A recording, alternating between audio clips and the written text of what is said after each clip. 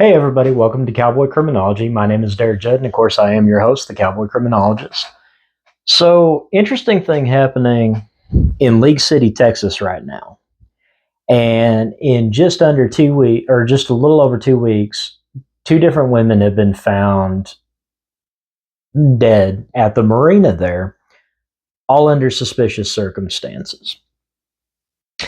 And it's very rare that we get the chance to kind of play armchair detective as a case is unfolding. Now, I'm going to caution you, just like I do uh, in every serial killer Saturday. All right. Profile is a living, breathing thing, and based on new evidence and uh, interviews, whatever comes to light, it can affect how the profile grows, changes, adapts. Okay. But there are certain things that we can look at based on what we know, and we can start kind of piecing together what happened. Can we say for sure who the killer is? Maybe, maybe not. But could we at least be able to say whether it's more likely that there's a serial killer or that there's something else going on? So if you're not familiar with this case, I'm going to go ahead and I'm going to get you caught up to speed, and uh, and we'll go from there. Now to a story that you'll see only on 2. The family of a League City mother of 4 speaking out for the first time since her death. 30-year-old Salazar-Tapia Salazar was found hanging from a dock at a League City marina on May 31st. Police now suspecting foul play in this case. KPRC2's Bill Barajas spoke to Salazar's sister, who says she first found out about her death through social media. Salazar-Tapia Salazar's sister was honest and candid. She says Salazar, a mother of 4, was struggling with a drug addiction. She was trying to get better for her 4 kids who were staying with family, but unfortunately, she never got the chance to make things right. Salazar-Tapia Salazar was just 30 years old, the young mother happiest with her children. Giselle was the most loving person. She thought everyone was good. She loved her kids. She loved her kids so much and her family. The family struggling to cope with her loss. Esperanza Alegria telling us not a day goes by that her little sister isn't on her mind. We are trying to be strong. All of us, we're there for each other. You know, it's hard. We have our days where, you know, we just sit there and cry, and we just want her. We actually we wished all this was just a bad dream, that it wasn't her, but, you know, it's not like that. Salazar was found dead on May 31st, her body hanging from a dock at this League City marina. League City detectives saying they grew suspicious about her death because of the unusual positioning of her body. They say one of Salazar's arms was hanging upright with nothing holding it up, leading them to believe she passed away in another location with her arm raised, which then stiffened due to rigor mortis. My heart just dropped because in my mind, I thought that that she had done that to herself. But then I start thinking, my sister, there's no way that my sister would do that, because she was ready to get help. She wanted to come home to her kids. She wanted to be with us, her family. Like, there was no way that she would have done that. According to police, the last person to see her was her boyfriend, who claimed she left his boat in the early morning hours of May 31st to use the restroom and never came back. Her family saying they know very little about him. No, we just found out about him, I'm gonna say back in April. I don't know when. I mean, we didn't never meet him. And police say they responded to several domestic calls at the marina involving Salazar and her boyfriend. They added that they are currently looking at about 2,000 clips of video, surveillance video, to try and identify a person of interest. So far, they have identified 2. If you have any information in this case, you're asked to call the League City Police Department. In League City, Bill Barajas, KPRC 2 News. Okay, so we actually got a lot of really good information out of that short 3 minutes worth of video. Okay, so we have somebody whose life revolves around drugs, or drug habit, drug addiction, substance abuse, something in there. Living with a boyfriend that the family hasn't met. Once again, we're not really breaking any new ground. Now, the police have said they have responded to the marina for domestic violence reports for the victim and the boyfriend. Once again, where you have substance abuse, we're not breaking any new ground. So, how did they figure out that the crime scene was staged? Well, they found her hanging from the marina, and they said that one of her arms was hanging in an unnatural position. I'm guessing probably something like this. And the only way for that to happen in an actual hanging is it doesn't. That's part of the problem. Which means she had to have been killed somewhere and moved just after rigor mortis had set in, where that arm wouldn't relax and wouldn't go down. So the thing about staged crime scenes is that criminals have no need to stage a crime. Okay? Unfortunately, that's just the truth of the matter. Who stages crimes? People close to the victim. Okay?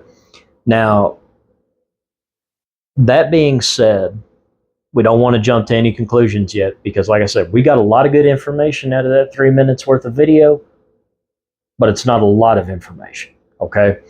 The other thing is they said that the League City Police are looking at close to 2,000 different images of surveillance from the night in question, and they've got two suspects in mind, or two persons of interest that they're trying to identify, or in all likelihood, they probably know who they are and are trying to figure out how they tie in together. Okay, so this is an interview done the day before the news clip we just watched was done a day before, and this is the boyfriend kind of talking about their relationship, and let's see if this gives us anything to work with. In this boat since the time this happened. That was the love of my life, and I lived so more than you could ever imagine, ever. Okay, and like she had some issues, and that's okay. We worked through those issues. You know, we worked through things. Her family turned their back on her. They wouldn't answer her phone calls. Their mom wouldn't let her speak to her kids. Mother's Day came, she was crushed. All she wanted to do was speak to her kids. That's the only time I ever spoke to whoever her oldest sister is. And she said, James is the only one that's ever took care of me, stood up for me, and like backed me no matter what. Okay? Like, I understand they're mad, and I'm mad too. But there's cameras everywhere. There should be answers here. Okay? There's cameras everywhere. Like, everybody's on camera out here. Why are there not answers? You know? So yes, as a family member, I would say, I knew her better than anybody. Yes, I did. I knew her more than anyone ever has. Yes, I did. I still do. When she got up to go to the bathroom that morning, it was like any other morning. It was early in the morning. I heard her come out the door. We sleep down here. She walked out. She didn't take notes because usually at that time she's in a hurry. She has to pee. We hadn't fixed this boat yet. I heard her open this thing, and I saw her walk away. I heard her walk away, and I hadn't seen her since. And I searched for her later. I didn't find her. I just thought she did whatever. She was with some friends or something, you know. I thought she'd always come back. She always did, you know, always did. And like, I wake up to this nightmare that I can't end. I don't eat. I don't sleep. All I do is freaking cry. I'm mourning for them, and they're not here judging me like I did something. I didn't do something, or I'd be in jail. They would know. You know what I mean? Like, I've turned over my phone, my boat, anything you ever. There's no drugs inside this boat. There never was. You know, there wasn't anything thrown in there. Like, nothing was there. Like, I didn't do nothing besides fall in love with the girl. Can you tell me about the last time she was seen? She got off the boat early in the morning. We took a shower down here. We watched TV. We had dinner. We had beef stroganoff. We just got back from Kroger's. Okay? We came down here. She was upset about her youngest child. And I was like, baby, this thing's going to work out. It's okay. It's okay. You know, it all changed back as fast as it changed this way. I'm sorry your mom won't respond to your text messages. We'll get through this. I'm sorry that your family, that you told your family, the only time I've ever heard her talk to them, it's the only time I've seen her cry, really cry, is because she goes, I feel like you guys have turned your back on me, that you don't love me, and you're teaching my kids to hate me. Okay? And that's, God strike me down as a human being, as a freaking person who loves the Lord Jesus. I don't understand why he did this, okay? I expected this to happen, okay? Because how could they not? How could they not? You know, everybody wants to point fingers. These people out here are all worthless. They don't care. They all lost this big lawsuit to rent a slip from. The same way. There's shoe marks on the back of that boat over there where they stole the camera that match his. They have never searched that boat yet. There's earrings that I gave her that are missing because they made me look at the body. They won't search it. Have them search that boat, find the camera, find the shoes. You found the person. Okay? Straight up between me and you, man. And I'm tired of this. Like, I don't live a life that's right anymore. Like, I miss my girl. We miss our girl. This dog loves that girl as much as I do. Like, we can't get over it. All I do is stay in this boat, cry, talk to the police, try to come up with different camera angles to people that I think can help in every single way. That's all I do. We had the police out here 17 times because the HOA people, not once do we have the police here for us arguing or fighting. Not once was their hands put on any woman in my life. You could talk to all my ex-girlfriends, my ex-wife, everybody. I've never hurt anybody. I'm a teddy bear, man. And so, like, this is all crazy to me. And I don't know how to deal with it. They're supposed to send me home, but no one's coming out here to help me. You know, they took my phone for 7 days. I couldn't even talk to my family. What would you say to the people who think that you may be involved? I think that because I'm the last person that saw her and I'm the one that loved her and we were always together, attached to the hip, I understand. Like, you ain't got no one else to blame yet. You know, the police haven't come up with anybody. So they have. I'm not even a person of interest. Okay? I'm not even a person of interest because I've turned over everything immediately. I don't get an attorney because I got nothing to hide. I went down to the police office for 12 hours, got interrogated. I went down, I gave them my phone, I gave them my life, I gave them my boat. Everything I say is perfect. You know, that girl was loved dearly by me and this dog, and she's all I had, and I was all she had. And these people took her from me, and I know in my heart that something to do with it, because he always just talks shit. And the day that she died, like that floating ramp right there was locked up over there because they didn't want us to use the my dinghy boat that got stolen 3 weeks ago. So they tied my dinghy boat over there, and they moved that ramp over there, and they locked it up. But that morning, whenever this came down and everybody came to realization, she was on the boat going to get the body, which shouldn't have never happened. He should have never tampered with that. He should never even been there. I didn't even know where she was. I didn't know she was hung or had a rope around her neck. And so the cops told me 15 hours later at their place. I didn't know where she was. The only reason I went back in this boat that day is because I could not handle to see her body. Okay? That's the truth. And I fell down in there and I cried and I left the door open and I said, you come in if you want. I'm crushed. You know, I didn't know how to handle any of this. And there's not a book you can read for this. There's nothing, like, nothing's going to change the fact that this girl's never coming back. And all I do is look for her to come back. You know, I expected that with the family, man, at some point. You know, I expected that. But they don't know me. They never spoke to me. But I'll tell you what, I know them. And I know how they treated her. And I know I know this much that I've learned firsthand that I can speak to. That is, wow. That's interesting. So if you were looking at that, and if you follow the behavior panel or any groups like that, I'm sure they'd have a lot of interesting things to say about that. The first things I notice is he never says the victim's name. And I deliberately did not say the victim's name for a very specific reason, is because I didn't want the Mandela effect to take over. And when we talk about this afterwards, you may have heard the name, but you didn't hear it from me. But he never says her name. That girl, the love of my life. I don't know. Somebody I love comes up missing, and I find out that they died a violent death. I'm going to be saying their name.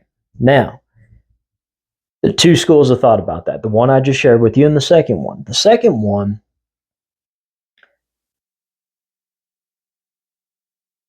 some mental health providers might say that there's this, going through the 5 stages of grief, that there's a certain bit of denial, and talking about the death and adding the person's name to it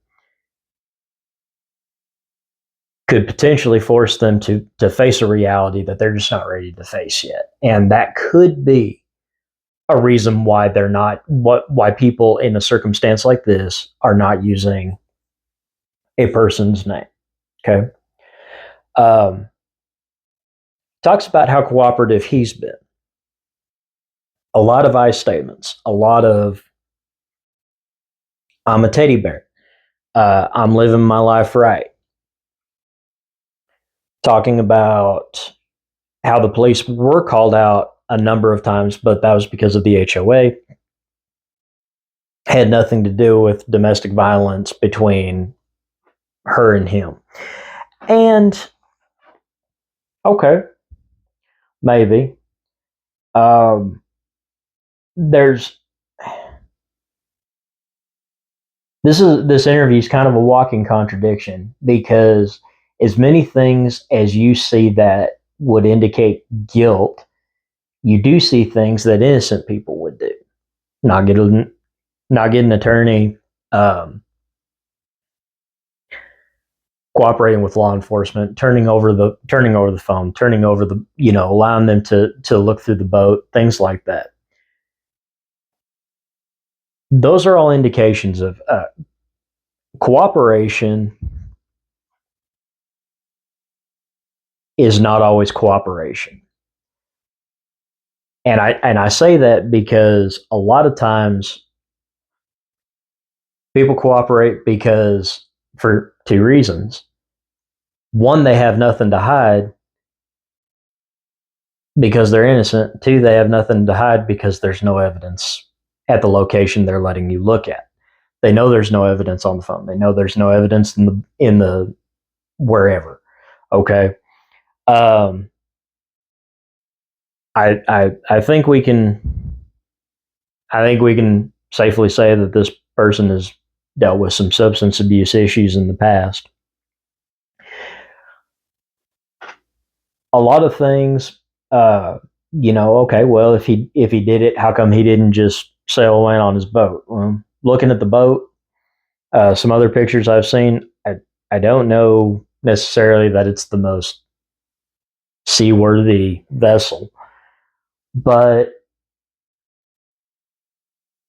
for everything that ticks the "this is our guy" box, there's just as many things that tick the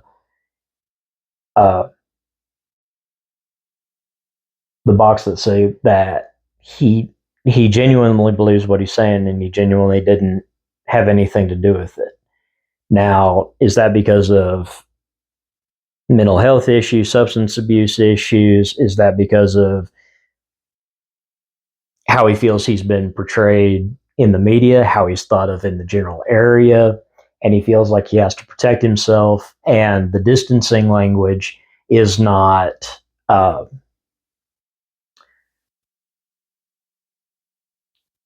it's not anything malevolent. It's just his way of protecting himself the only way he knows how.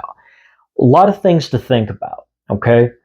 But you've got a staged crime scene. You certainly have everything you need to know. Now, I will throw this in, some additional research. I did find that the drugs at this League City marina are out of control. And there is almost a constant law enforcement presence. They're dealing with drugs in one thing or another. So there's a lot of things that could be guiding us. And we're not really ready to branch out. I don't think we have enough information. 5 days ago, today's Tuesday, Today's Tuesday the 25th. 5 days ago, another woman was found dead at the marina. All right. So let's take a look at this video and let's see what we find out about this New one. at 10, a second woman has been found dead on a dock in League City. Investigators responded to the Wharf Marina today. That is the same marina where a woman was found hanging in what police have called a staged suicide 3 weeks ago. ABC 13's Jessica Willey has the update. Investigators are still waiting on autopsy results, so there is a lot that has not been revealed. But I can tell you residents here at the wharf are scared. They say squatters have brought drugs into the area, and now there's a second death in just 3 weeks' time. Police suspect drugs may be involved in today's death, and the way the first victim's body was found, well, they think that was staged. The peace and quiet of living on the water disturbed once again by news of a second woman's death. League City police confirm her body was removed from a boat Wednesday at the Wharf Marina. 3 weeks ago, Giselle Salazar-Tapia was found hanging from a dock. I would never hurt Giselle. James Hart says the 30-year-old lived on his boat. She was his girlfriend.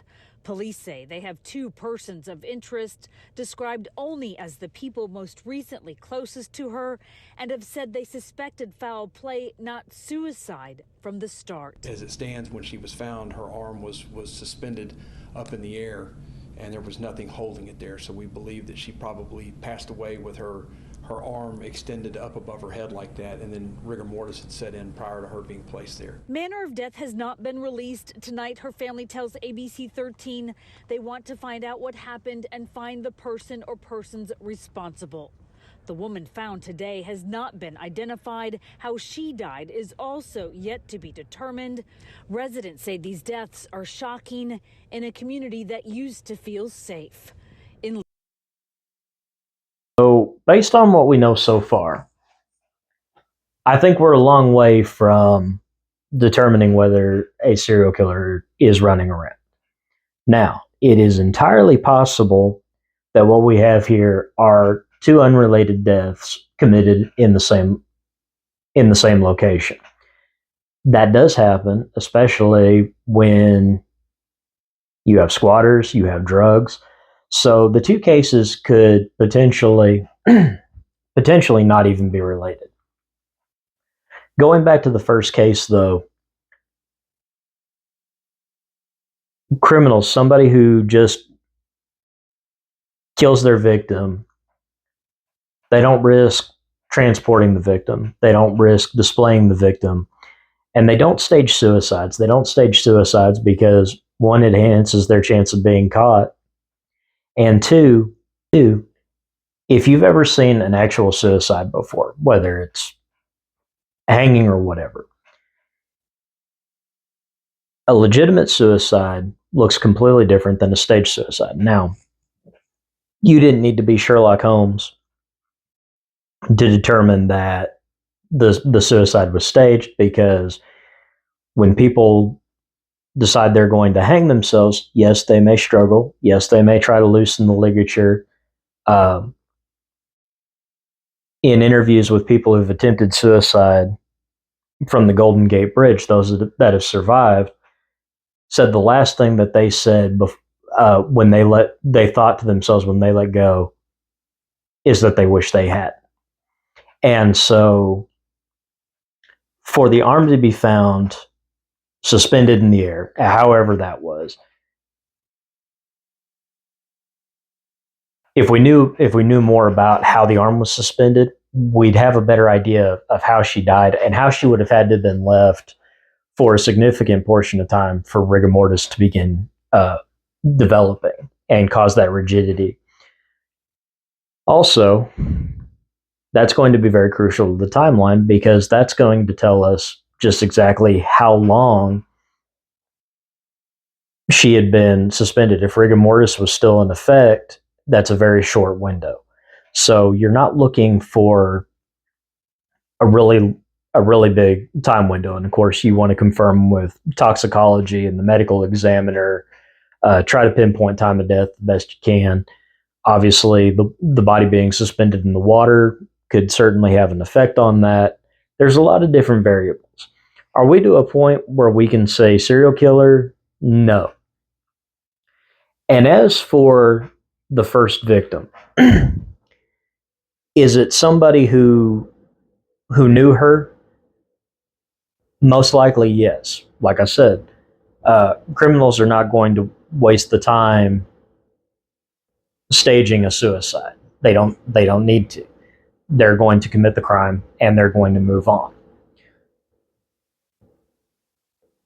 A staged crime scene is based on, like I said, what the person doing the staging, what their idea of a crime scene is going to look like, what their idea of a suicide is going to look like. And like Steve Chancellor, the guy who trained me in equivocal death analysis and crime scene staging, told me, this may be their first time staging, or their first time with this type of crime, but it's not mine. And when you've experienced enough of these things, you start to get an eye for, hey, something's off here. So, and that's not to say that the League City Police aren't doing a good investigation. If there was anything else they could be doing, they should be doing, I don't know what that would be. Other than, a police presence, I'd be looking right now. I'd be wanting to know who's still at the marina after these two murders have taken place that aren't there now. That's almost as important as the people that are still there. So, like I said, do I necessarily think the boyfriend is the killer? Let me put it to you this way. I'm not going to be surprised if he is. I'm certainly not going to be surprised if he isn't. There are too many things I can't account for, and I know that was a very short interview. It's not really enough for me, based on my level of training and experience, to say one way or the other. I have a lot of things that are contraindicative, and for me to sit there in court, raise my hand and swear on the Bible that this is the guy, I'm not there yet. I don't have enough information. I do feel confident ruling out the whole serial killer thing. I think while the two deaths are related, I think the second one is related anecdotally, because if you have one unsolved death and you can get away with this, there's a good chance you can pin it on somebody else. And like I said, with the squatters and the drugs, there's all kinds of things that this could potentially be, but we don't know. We don't have enough information. So, y'all, if you're trying to build your ability to profile or do criminal investigative analysis on a case, this is a good one to follow, and this is a good place to start in, where you have enough information where you can start building the support for your profile, but you don't have so much information that you could slide it across the table and say you're done. So as far as a practical exercise, this would be a good one to kind of jump in on and kind of start building a profile, see where it takes you. I think we're going to find out some interesting things, of course. Two women have lost their lives and in murders, and whether that's based on their circumstances, their location, whatever, they didn't deserve to be murdered. All right, whatever failings they have in life,